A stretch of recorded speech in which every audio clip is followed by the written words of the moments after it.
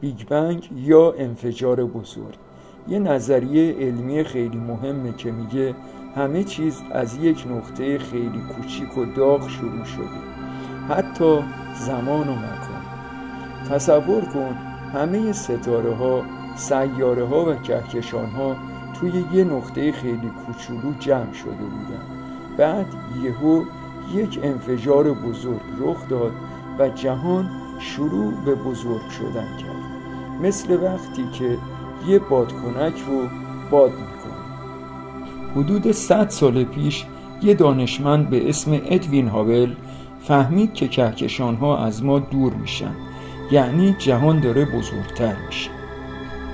یه کشیش و دانشمند بلژیکی به نام ژورژ لومتر هم گفته بود که شاید همه چیز از یه انفجار بزرگ شروع شده.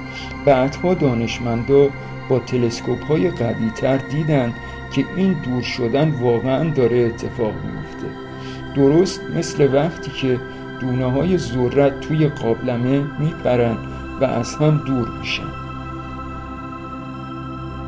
بیگ بنگ چطوری اتفاق افتاد؟ اول همه چیز خیلی داغ و فشرده بود، کوچکتر از یه نقطه. بعد یهو همه چیز شروع کرد به بزرگ شدن، اینقدر سریع که حتی تصورش هم سخته. کم کم ذرات کوچیک مثل پروتون و نوترون به وجود اومدن. بعد از چند دقیقه اولین اتم ها مثل هیدروژن و هلیوم شکل گرفتن، انگار مواد اولیه برای ساختن ستاره ها آماده شده باشن. بعد از بیگ بنگ دانشمندا کلی نظریه دیگه هم دادن.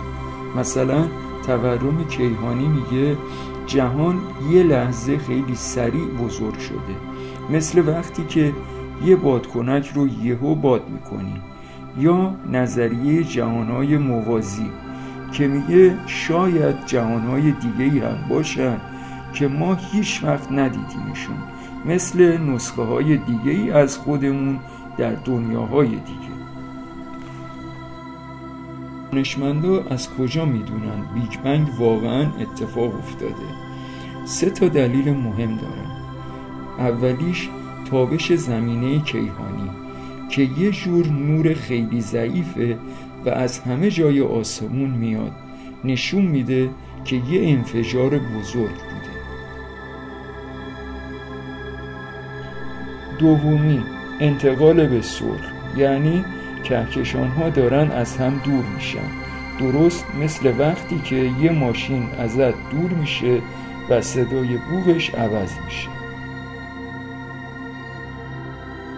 سومی تصاویر تلسکوپ‌های قوی که نشون میده جهان در حال گسترش.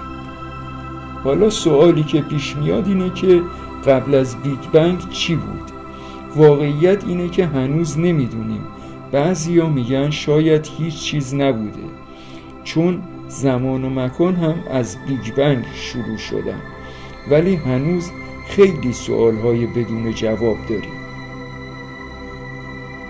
بیگ بنگ به ما نشون داد که جهان یه روزی از یه نقطه خیلی کوچیک شروع شده و هنوز هم در حال بزرگ شدنه، اما هنوز کلی چیزای ناشناخته مونده که شاید توی آینده دانشمندا جوابشون رو پیدا کنن.